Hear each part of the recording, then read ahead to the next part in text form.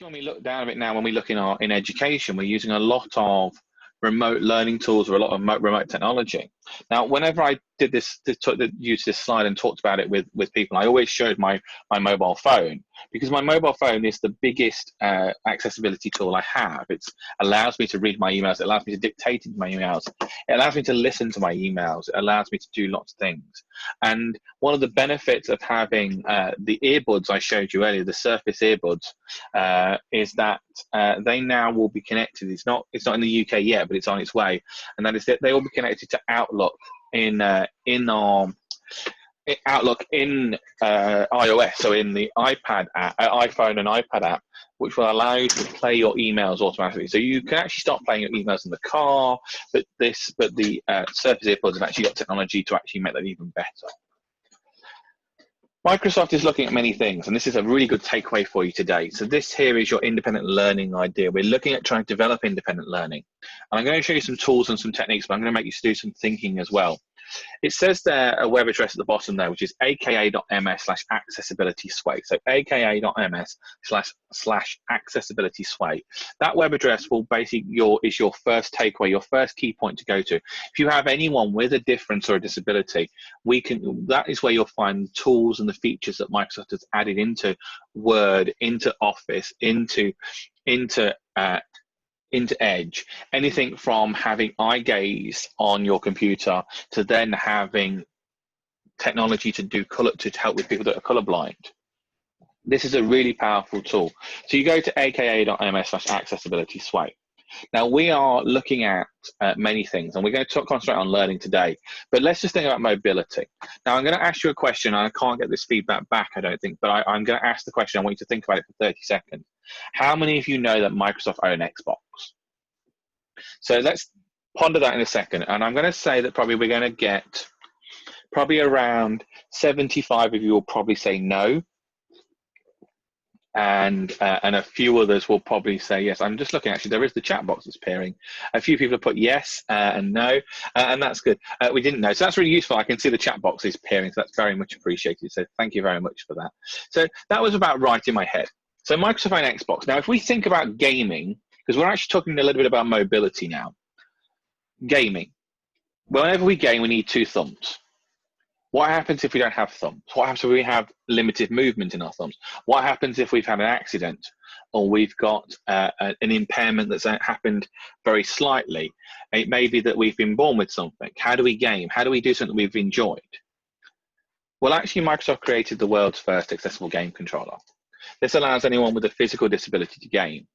We're allowing people to have lightweight joysticks, lightweight switches and sensors to customize their rig. Now, what I'm going to do is I'm going to ask you to add something into the chat box again, if you wouldn't mind. And that is, if you can add in there that to everyone, if you want to just add in how much you think this costs.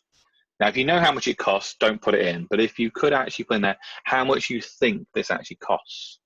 So if anyone wants to try and put that into the chat box, that's very good. I can see something. So 150, 199, thank you very much. 75, so 200, 200, 500, 200, 150. So you're all thinking like most people think. And actually the person that said £75 was actually correct. So you actually were correct, because it's actually only $74.99. So it's a very good device and a very good price of a device. So £74.99p.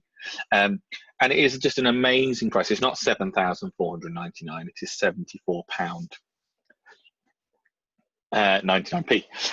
So it's an amazing price for that. Now the switches are more expensive. The switches are not made by Microsoft. They're made by other companies, but also the mouse manufacturer Logitech have created 12 switches. Now I've seen this device grow. It's a device that was developed just for the Xbox and the Windows 10 PC, but I've seen people using this on a Switch. I've seen people using this with sensory apps. It is just an amazing device that is being now allowing people to be more inclusive. And it's not a product that Microsoft will make massive amounts of money out of. It's not designed to do that. It's designed to be part of that cute culture of empowering every person in every organization on the planet. We didn't just make the device accessible. We made the box accessible. as well. And this is what I love about the story, is that actually anyone with a physical disability can use the device and open it with no cellophane and nothing like that. Now, and actually one of the things that we've started doing, especially for our corporate customers and our non-retail customers, our box branding has changed dramatically. So we're now using just brown boxes like it was in, less cellophane, trying to make it as easy as possible for people to get into our devices from that kind of physical point of view.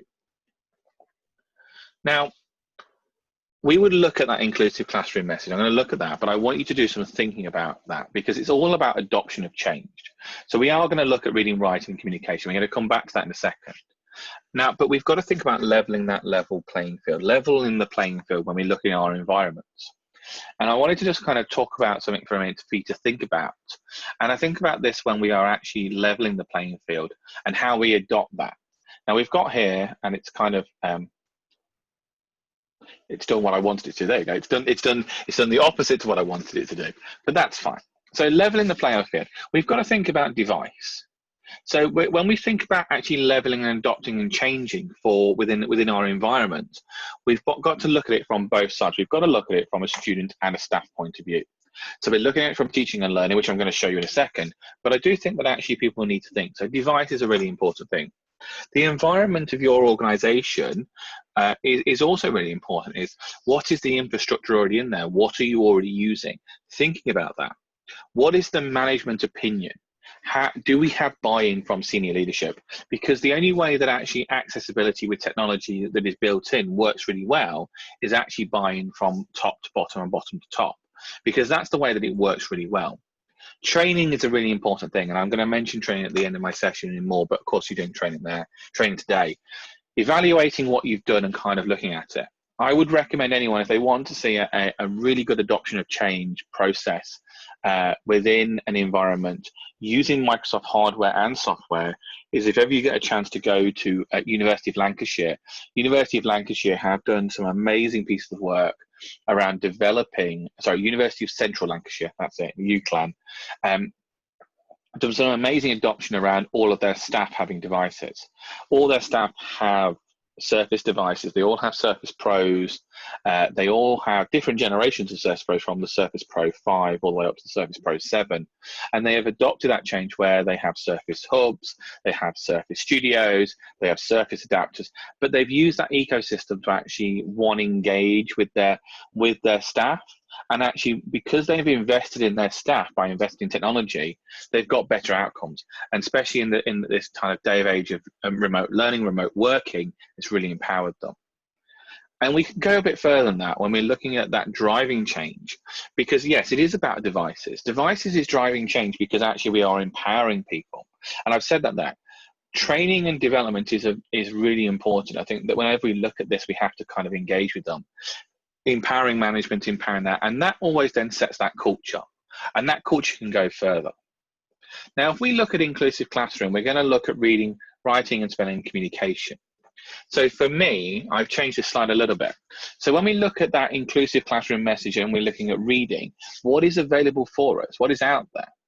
Now, I've got on the slides now, I've got Word and OneNote Online, I've got Edge, and I've got I've got Word Desktop. So what I'm going to do is I'm going to press my Start button, and I'm going to start by running Microsoft Edge here. And this is Microsoft Edge here. And Microsoft Edge here is basically, it's a browser. It's available for everyone. It's free, if any, and you can get this both on your Android device, your iOS device, your Mac, your PC. It's available. It's really useful. So so it's kind of useful. So let me just open this up here. Sorry, I clicked on the wrong button there. So I'm going to open this up here, and I'm going to show you something here. Now, hopefully you'll be able to hear this when I do it. I'm just going to go down and look at a page. I'm going to click on this here, because this to me is not about anything that I know about. I don't know what it's about. I'm going to press the right mouse button at the top, and I'm going to click Read Aloud. Now, what I'm going to do is I'm going to change my sound settings. So hopefully this will come at my speakers and make it very loud. If I press the right mouse button and click Read Aloud. Techno Spark Power 2 with massive 6,000 mAh battery unveiled in India. Can I just check, Pete or Katrina, can you just tell me if you heard that? Yes. Yeah, that's brilliant. Thank you very much. That's good. That's all right. Yeah. Thank you. Yeah. That's brilliant. Thank you. So you saw there that actually it was reading out loud with actually some highlighting. It's actually called synchronized highlighting. And by clicking continue reading here, India. Abdul Q. it will carry on reading it. 5 hours ago. I can use the little arrows at the top here Copyright symbol to move Hong forward. Kong-based Techno Mobile has unveiled the Spark Power 2 in India today. And that's really useful. It's a really powerful way of actually reading information on a web page. And this works on any website it is. So if we go to, let's go to POS, I can't spell Katrina's website, POS. Let's go to another website I can spell. So let's go to the BBC website again. BBC website and news website. We can go down to, and we find something that hopefully is a little bit positive rather than negative. I don't know what this is about, but let's press the right mouse button again. Read aloud. Planes wedged together after collision at Aberdeen Airport. Okay, it's not the best thing in the world, but it's interesting to find out about it. One of the other things about it is that's really useful as well is that I mentioned in my presentation, when I clicked on the presentation here, it says the word Immersive Reader. Now, Immersive Reader is a tool that's been designed for supporting people with dyslexia. And this is found in many products. And this icon here at the top here, where my mouse is, that you can see, is actually, it says there, Immersive Reader. Now, this has some amazing features that we're allowed to do. And you can see here I've changed the background color, but I can change some text preferences. I can change themes of the background. I can make the text larger or smaller. I can do spacing on my text. Now, I'm going to go into a little bit more detail. I show that in Word Online in a second. But this is available. That means that actually from a research point of view or a reading point of view, it is really useful and really powerful. So let's just now look at Word Online. So I'm just going to open up my web browser here, and I'm going to go into this browser here because I've got it here and show you here. So I'm going to go into Word Online here and show you this document I've got. So this is actually, I'll just go back a sec and show you this. So this is Microsoft 365. If no one's ever seen this, this is where you can get to it. It's office.com. This is the online version. This is free for everyone. Now, the one benefit of this is you have loads of features, which I'm going to mention some of these as we go on. I'm going to mention some of these, and I will talk a little bit about the concept of them. But I'm in Word Online. And the benefit of being on Word Online is that I can do lots of things. So if I just delete that and go into the View tab, I can find my Immersive Reader button. Going into Immersive Reader means that I can go in and I can do lots of things. Now, this will probably happen the first time you do it. It asks for a load of tips of what you've done it. And you can see it's done a lot of changes already. Now, what I'm going to do is I'm just going to change this to what you would probably see the first time you come in, which would probably something like that. We have a white background. Now, this is my reading view. It's for me personally to go into and actually read it. And when it comes to technology, because it's built in, it's amazing. I can make it smaller, I can make it bigger. I can turn spacing on and off. I can put dyslexia-friendly fonts like Comic Sans on there. I can then also change the background color to what I find useful for me. I can also have this formatting option, which allows me to change that formatting of that, where it says the study of Earth landforms. I can turn that on and off, which is really powerful. I can also go on do syllable division and do syllables. So physical, geography, landforms, valleys. I can pick out syllables. I can pick out nouns, verbs, adjectives, and adverbs. Now, the noun color is not very good on that background, so I can go in here and change the noun color. So let's make it purple. And we can see it a little bit better. Now, of course, we may have people that are colorblind, so we may need to put labels on. We're not ever going to have all the colors on like I've done there. We will probably just have one or two of them on. So I may just have nouns on, which is still going to be harder for some people to see. And that's really powerful for lots of people. And of course, this is all freely available. All these things I'm talking about is free unless I mention it. The other thing, of course, which is really cool, we can do focus line. We can remove distractions by focusing on lines. We then also have this brilliant feature I love. It's called Picture Dictionary. We click on a word and up comes a picture. We can click on the word called and there's 4 pictures. Click on the word geography, there's 2 pictures. Mountains, rivers. Glaciers hasn't got one, but valleys has got one. Again, really useful, really powerful for our learners. But of course, the biggest thing is this play button at the bottom here, where I can press the play button and you'll hear this. The study of Earth's landforms is called physical geography. Landforms can be mountains and valleys. They can also be glacier or rivers. You can see there that it's doing that read aloud feature. So that read aloud feature or read along feature or text to speech as it's on, it has also got that synchronization, that synchronized highlighting, which is, again, is really powerful for our learners and really supportive. And actually, that's the thing that for me that actually takes it apart from lots of things is that because it's built in, we have that. Now also, if you just listen to that quality of the voice, now I'm going to change this to the male voice here, and I'm going to start from the beginning again. Just listen to the quality. The study of Earth's landforms is called physical geography. Landforms can be mountains and valleys. Now, at the moment, the female voice is a little bit better because the female voice is actually a neurotech voice. It's basically not gone through so much synthesization, where normal text-to-speech voices go through a lot of synthesization. Microsoft are using this technology not just in accessibility, but we're using this for pleasure as well. So last year, another feature I'm going to show you in a second with dictation was actually used in Orlando at Universal Studios for their Halloween event, where a person would walk in and you would be asked to say your name. You said your name, and you then said a few other things, and basically then using dictation and neurotech voices, it actually then started a sentence and actually said your name in it. So it was really kind of quite clever and actually quite scary when Satya did it. It was on a video that I might find and share at one point. So that is looking at that. Now, the other thing we can do is, I know that Anne has probably spoken about EAL, but one of the things that I really like is that we can actually help our EAL students, we can do, by changing the language. So I can go in here and pick a language. Now I'm going to pick Polish because it's quite a common language here in Leicester, where we have lots of people coming in that are Polish, and we can click and press the play button. Badanie form lądowo-ziemi nazywa się geografią fizyczną. Landforms mogą być góry. So it means we can change that into many languages, and we can also do on some languages, not every language, we can do to the text-to-speech as well. My favorite language, of course, is actually Arabic, and the reason for that is when we play it, وتسمى دراسة أشكال الأرض الجغرافية الفيزيائية. You can see that it's following along. Now that's really useful, it is. Now, one of the other things I said to you as well in my presentation, I mentioned Word Desktop.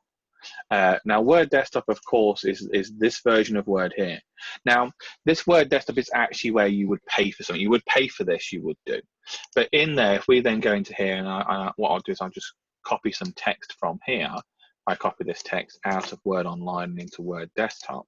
Again, in the View tab, we have the Immersive Reader button, and this actually is actually more using Word on desktop, because actually we can actually carry on typing in this, so we can actually write words into this. And I really like that. One of the things that's really powerful is when I press syllables and type in BECAUSE.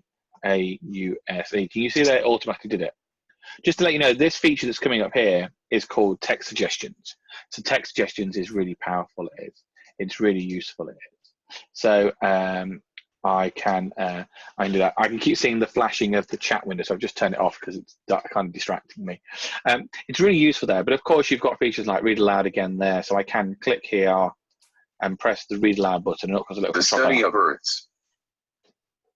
So I can carry on. Let's just carry on. Earth's landforms is called physical geography. You can see that that's an American voice. It's actually Microsoft David, and these are not Realtek voices yet. So these are just standard voices that come with Microsoft Windows 10. But of course, they're going to get better as time goes on.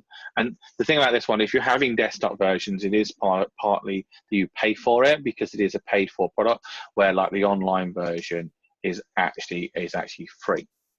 Now, if we just look back at my presentation here, we talked about them for reading, but then how do we look about writing? How do we look at that concept of writing? So writing is quite interesting, and we can actually do dictation in many products. We can do dictation in Word, OneNote, and PowerPoint Online. We can do it on Word, PowerPoint, desktop as well. We can do it on OneNote, Windows 10 app. We can do, and we're actually, but it's actually coming to Windows 10 as well.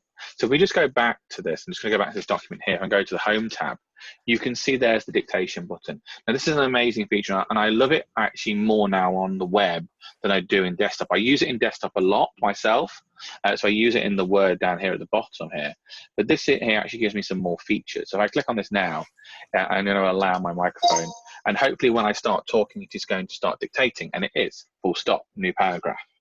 And also you can see here at the bottom, I have this amazing feature, this little box here that's appearing, which allows me to control it. So if I stop it, you can see that it's doing it. Now, it hasn't done some of the stuff I wanted it to do, of course, but let's try again. So what I'm going to do is it's on UK English. So let's just press enter and hope for the best and press it again. I'm now using dictation, full stop. New paragraph. I'm using commands such as new paragraph, and it is creating a Word document from whatever I'm saying. And it has made a small error there, full stop. But if I speak clearly and fluently, new line, it will dictate whatever I am saying and use commands like full stop, exclamation mark, question mark. The one also benefit thing of this is what it was doing there is you actually have this brilliant help tab that actually gives you all the information of what punctuation you can use. So if I click on punctuation, click on English, it'll give me a list of all the punctuation I can say. It will give me information about how my settings work, how my spoken language works. It will give me things like our privacy policy, our troubleshooting if we have an issue, which again is a really powerful tool, it is. So that is really useful and really powerful for our learners. Again, if we look at Word Online, if we go back, so Word Desktop, we have the dictation button there. We have a little bit more control here, and since we can pick different languages, and we've got a couple of preview languages in here. But again, it's really useful, and actually for me, this is quite enough like the powerfulest service that I use is dictation in the web, so on desktop, which again is really useful. I'm going to just minimize that. So one of the things then in my presentation, I'm just going to go back to that. We've talked about dictation for writing and for spelling, but what about how we do that communication concept? How do we communicate with our learners? How do we actually do remote learning? How do we support our learners? Communication is a really interesting concept. Now, if we don't use Microsoft Teams at the moment, I do recommend it. Teams is that real fundamental teamwork concept, and it is actually really part of the Microsoft 365 ecosystem. For you within your environment, this can be used for many things. It can be used for internal communication. It can be used for that kind of what we call, as you can see there, that inner loop. It makes meetings and projects more effectively, but also then from an education point of view, education tend to have more features. They have lots of things. We can see here that actually these are a number of products within Microsoft 365. So Teams is one of them. Yammer is another one. I would not recommend using Yammer unless you have over 200 members of staff. And Yammer is only for staff communication. It is not for students, where Teams is very much for students. SharePoint and Stream, which is where it says there, so live events and video, is definitely for that. And email is for targeted communication. One of the things that I do it still, and that is that what I'm trying to stop doing is saying thank you to people on an email when they've responded to it. Say thank you, because actually that's very it's kind of a waste of an email, and that's where Teams comes very much part of that instant communication, that instant setting up a meeting event. And one of the benefits of what we've seen over the past 3 months is Teams has just grown. So lots of people want to know what's going on with Teams. One of the big things that was announced this week is that we now will be having 7x7 Teams calls. So what that means is you can have up to 49 video streams at any one time. Which is going to be amazing to see. We're bringing in rooms, as in we're bringing out breakout rooms into Teams in the next few months. And there's loads of other features. They're the 2 key features that people want to know about. But the benefit of Teams as well is that within Teams, we have the Immersive Reader feature. So if we're using conversation or post in our channels, we can play this. We can do. And as I said, we have some amazing features in Teams for education. Teams Assignments is another one. And again, Teams Assignments has that Immersive Reader button. This is the way how you deliver assignments to your students. It's a really useful way, and I think for me, it's a very powerful tool, it is. We also then have the concept, then we talked earlier about OneNote. Now, one of the new things that's going to OneNote is that I wanted to show you when it goes live. And of course, when I trialed something that didn't work, I'm not going to trial this because this is not available yet. And I have it on a demo tenant that is probably going to break if I trial it. So what this is here is this is the new Captions feature. So where we looked at PowerPoint in the web with PowerPoint Live, the concept of using closed captions actually comes from Microsoft Translator. Microsoft Translator is the engine behind it. You can download the app Microsoft Translator, and in the future, what you're going to be able to do is, especially within our HE and FE environments, we are going to be able to transcribe what the lecturer is saying. And we can add that into OneNote like it's showing here, which is just going to be so useful for some of our dyslexics and really powerful. For me, we've talked a lot about Edge, we've talked about lots of things. There's lots of other places where you will find this technology. And one of the things is that it's actually within third-party products now. So Flipgrid is a flip learning tool. Flipgrid is actually part of the Microsoft ecosystem in the sense that it's owned by Microsoft now.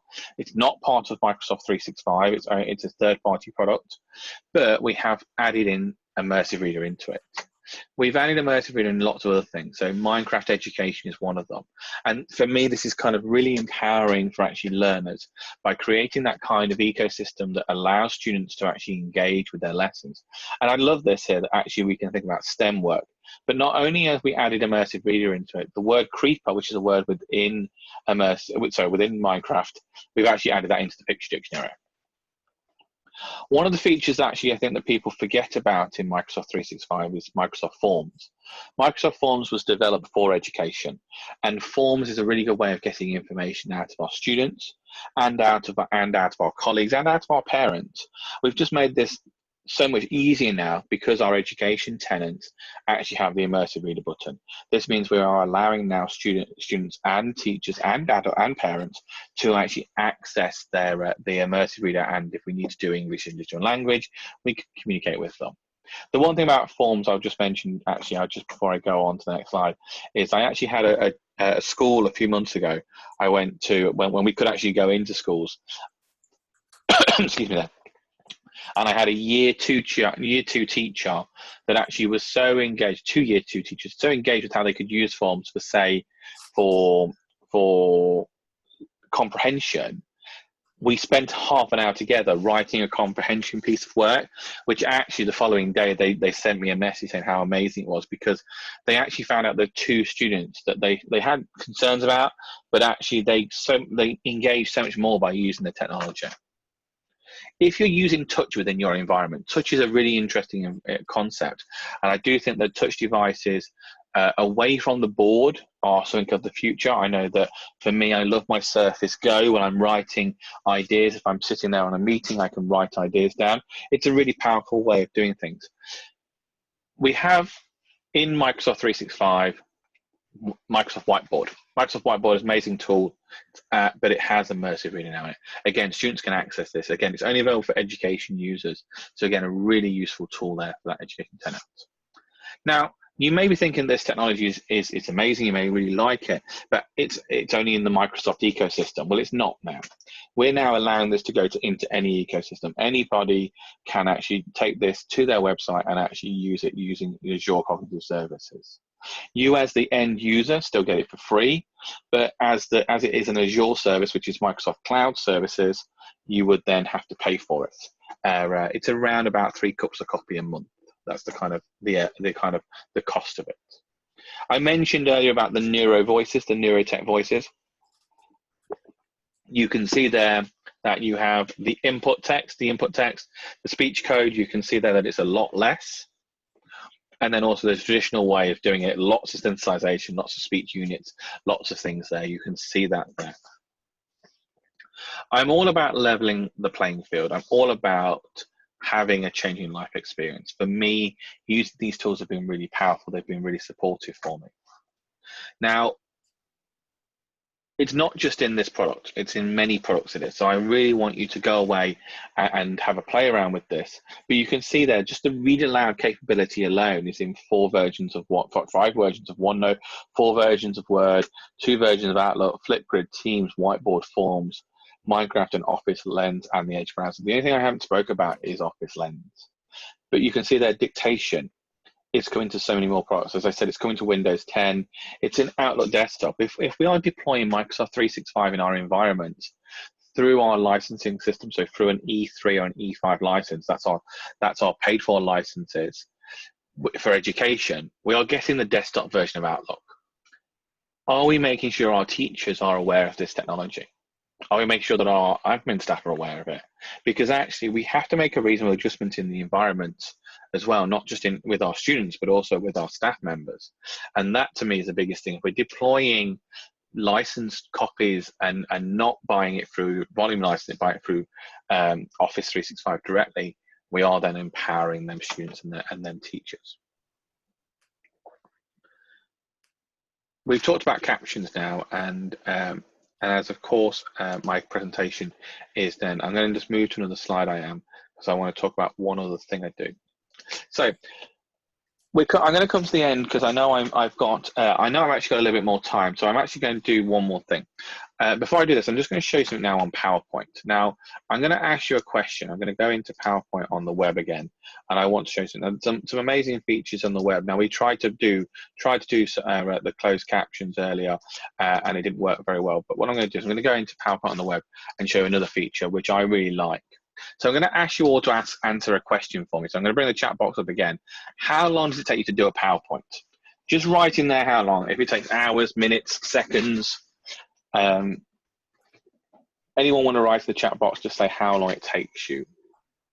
Hours, some people 45 minutes, 30 minutes, hours, 1 hour, a couple of hours. And I think that actually certain people, so I know Pete uses this and I've seen other people using this. This is an amazing feature. So I'm using it on the web because it's free. And we have this brilliant button here called Designer. On PowerPoint desktop, it's called Design Ideas. They both do the same thing, but I think the Designer is getting better at using artificial intelligence. So of course we can turn it on and we can pick something up here. We can do. There's some really nice kind of template designs we can pick up. But what I could do in here is I can put here and say, we use dictation. Arran's coffee shop. Actually, let's try something that's there. Arran's cheese shop. So I'm going to turn Designer off. I'm going to turn it back on again, and let's see if this works. This may not work. Oh, yes, it has done. So let's see. There you go. It's going to change now. That's not cheese. That's Danish. That's pizza. But the concept there is that it has actually, I know it's spelled my name wrong as well. It's got cheese on the pizza. It is. So when we're looking at 26th century cheese making with goats, we could think about that as well.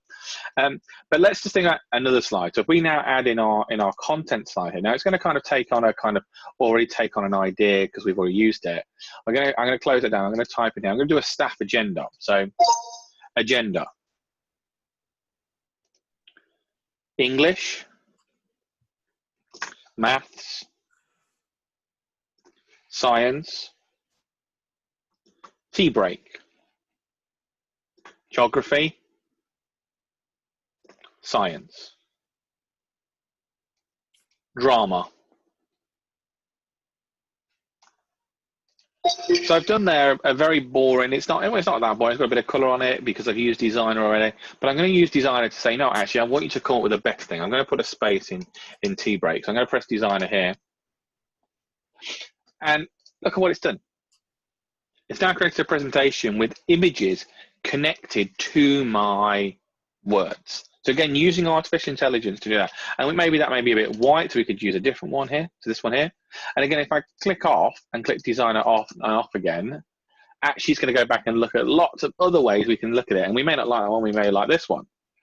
And that's the thing. And we may also say, you know what, the science logo there, actually that doesn't mean anything to our students. So we can click on it, and this icon appears here where we can change it to this. And it changes it. And again, it's just so powerful and so accessible. And I think for me, that's a very useful tool there to actually deliver that to our learners. Now, of course, we did try earlier, we did try PowerPoint Live, and I wanted to show you this, and I'm not going to try it again on here, but the idea of PowerPoint Live, it is really powerful. But of course, we can always have subtitles. And I'm going to try subtitles on this again. So I'm going to press always use subtitles, start from the beginning, and let's just see if subtitles are working. Let's wait for it to load. And hopefully now subtitles are going to work. It is listening for subtitles. That's now working perfectly fine for me.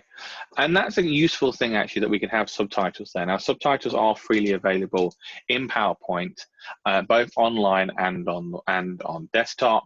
I always use the online one. Now, and PowerPoint Live is like I said, it's a very new feature. So I'm going to keep playing around with it. to make sure it works. The idea is that you would be able to see your closed captions in your own language, but also then you should be able to give feedback to me. You should be able to give me positive feedback by giving me a little like thumbs up and a little like on there, and that's really useful. The other thing on PowerPoint that's really kind of powerful for the age range we're talking about is Rehearse with Coach.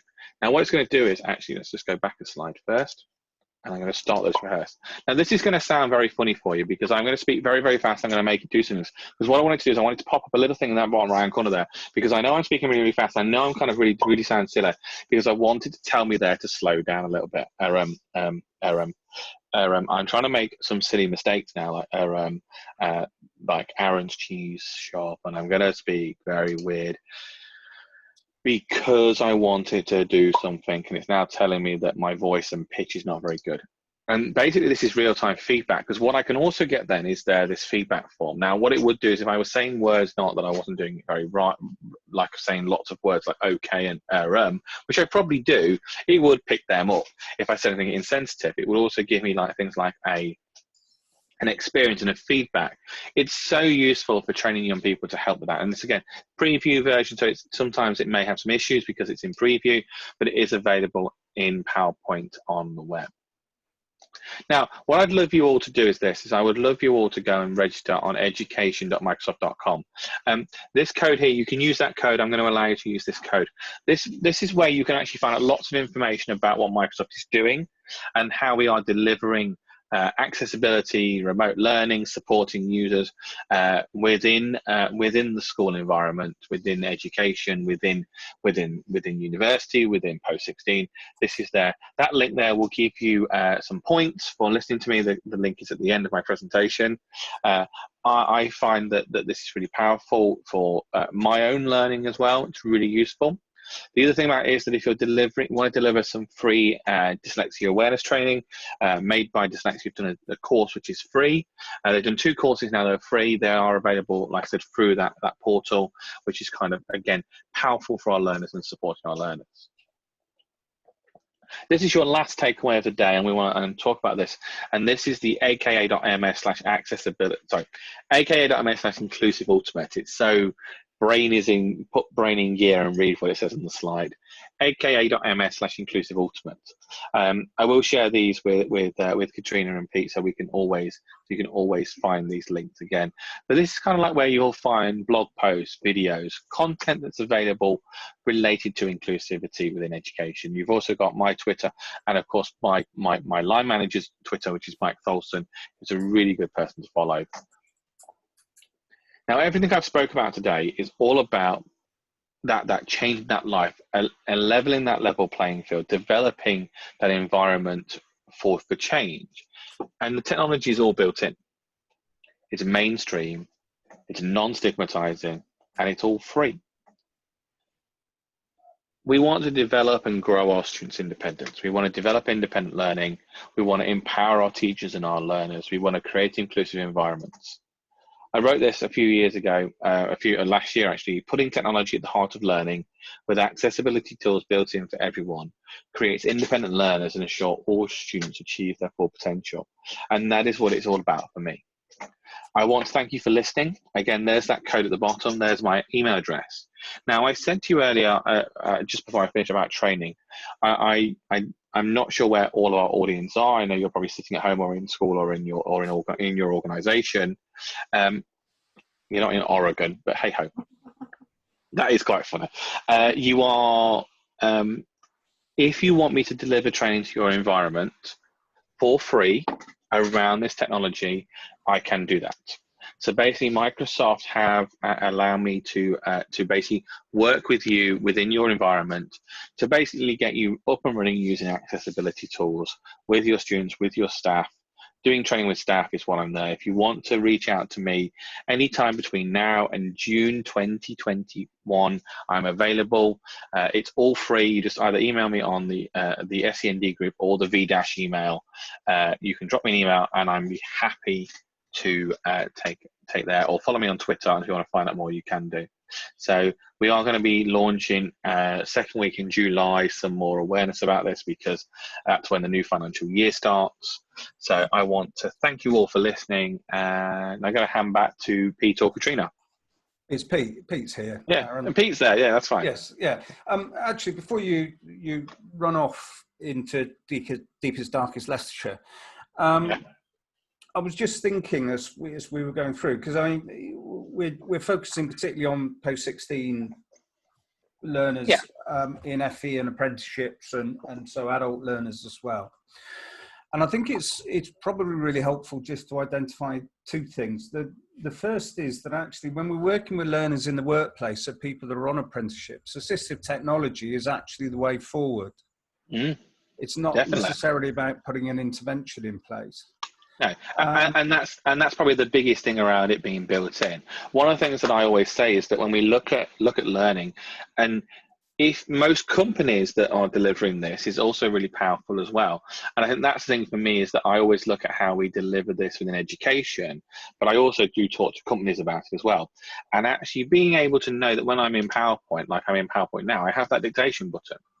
If I just point out and say that this slide here, so this slide here, this was my first slide, let's just delete that. This slide here was dictated an hour ago.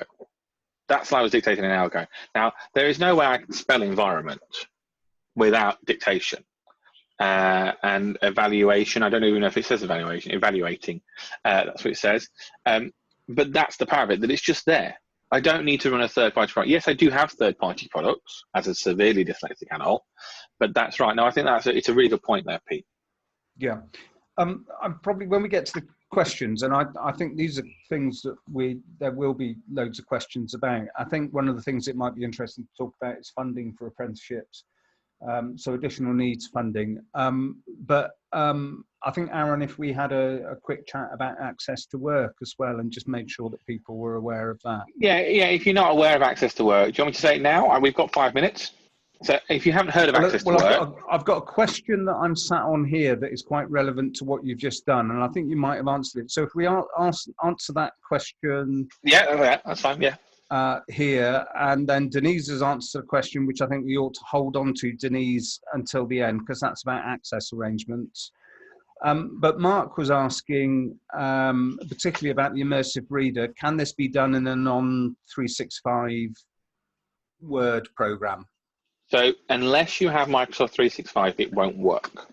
The only way you can get it, so when we talked about that, so Immersive Reader is a Microsoft tool. It's called a learning tool. As I said to you, it was set up as a cognitive service.